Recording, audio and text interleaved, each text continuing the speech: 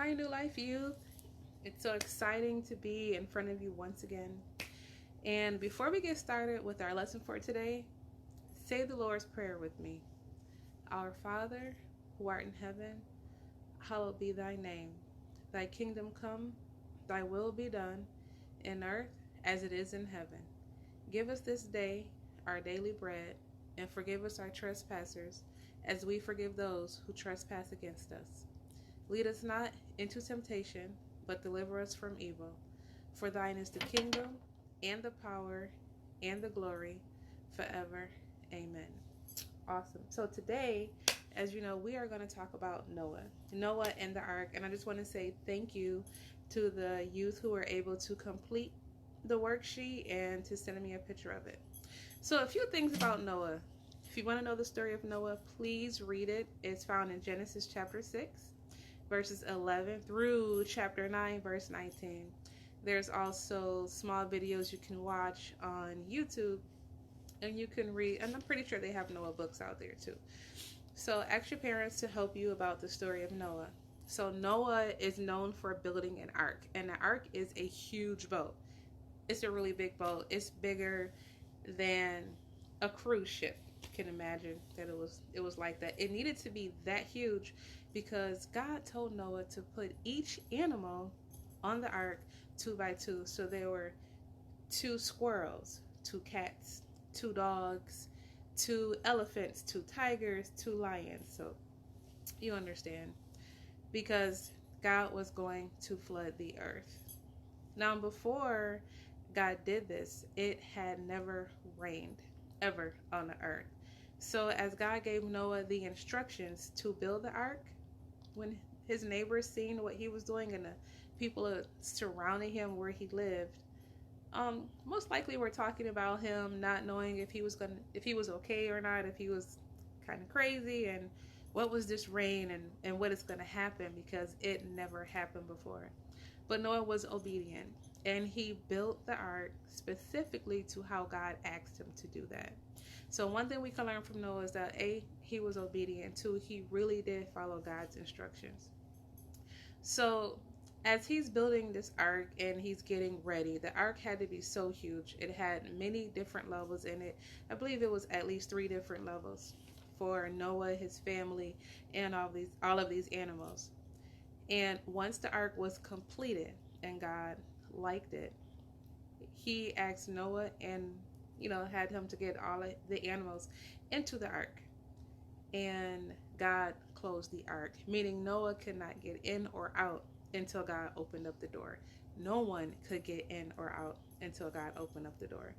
And once the door was sealed shut, it began to rain on the earth. Now, I can imagine that if it's raining on the earth and no one has ever seen it before, at that time, they most likely wanted to get into the ark. However, God had already made his choice and his decision. God decided to flood the earth because of the sin and the wickedness that was happening. And that's what he did. Also, after 40 days and 40 nights, that is how long it rained on the earth. So imagine, just when we get annoyed of the little bitty rain that comes, imagine having rain for 40 days and 40 nights, non-stop, constant rain. Think about that.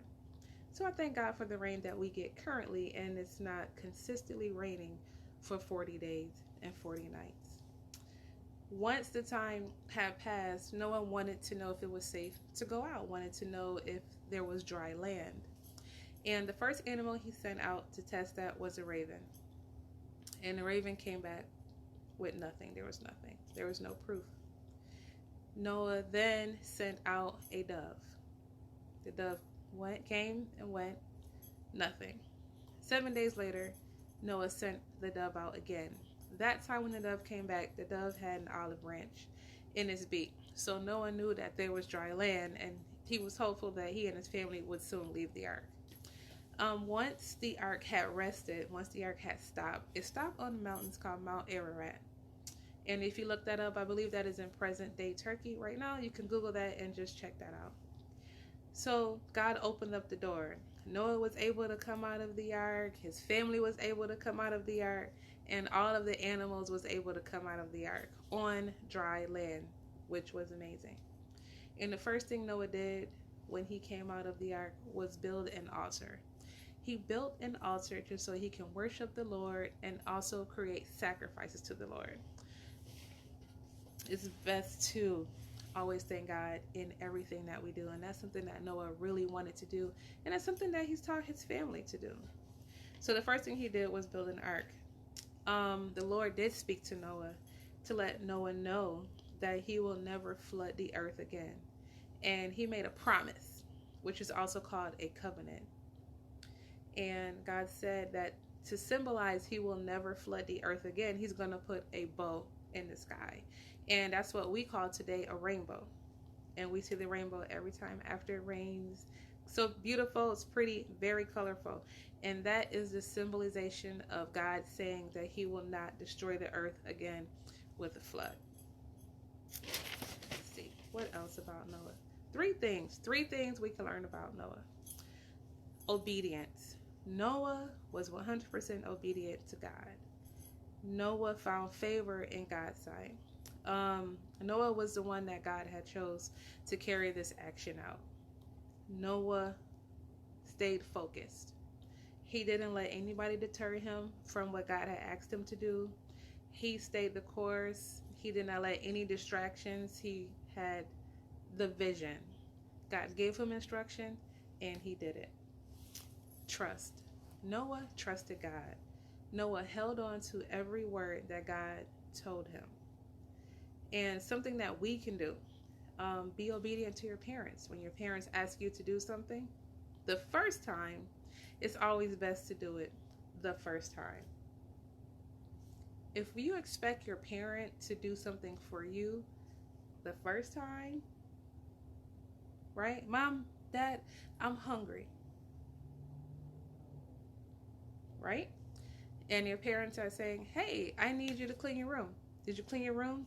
Is your room clean? Did you clean? Is the trash taken out? Did you do the dishes?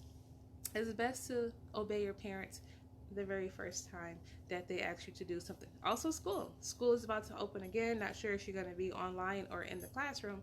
It's always best to complete what the teacher is asking you to do the first time, and you stay out of trouble that way. Work hard and stay focused. It does not matter what anyone else around you is doing. Once you are giving instructions, a command, it is best to carry that out. If you don't understand something, ask questions. That's fine. But do what your parents ask you to do. Do what your teachers ask you to do. Again, you stay out of trouble that way.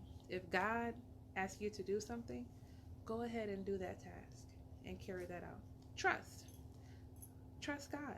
Trust God with everything that you do and in everything that you do. And if you are not sure, it is okay to ask him for guidance. We should do that anyway.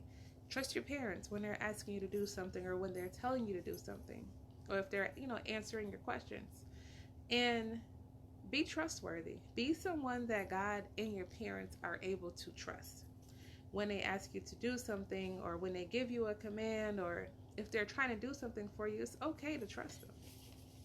After all, they are responsible for you while you're here. So again, Noah built the ark. There were two kinds of animals that went into the ark. Noah's family was in the ark. The ark is a huge boat.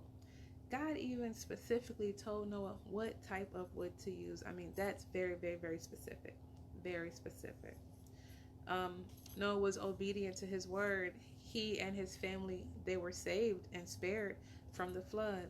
The animals, 2 by 2, was spared from the flood. It rained for 40 days and 40 nights. And God's promise, the covenant that he made, is the rainbow. So the next time you see the rainbow, always remember the promise that God has given us. So I just want to say thank you. Thank you for tuning in, and thank you for listening. Be on the lookout for the next worksheet that you will get from me as we walk through the Bible. Our next story will be about Joseph. Do you know Joseph? Do you know what happened to Joseph? Do you know how many siblings Joseph had? Very great questions. Do you even know why Joseph is famous in the Bible? Nope. Okay. Tune in for our next video as we take a walk through the Bible and we talk about Joseph.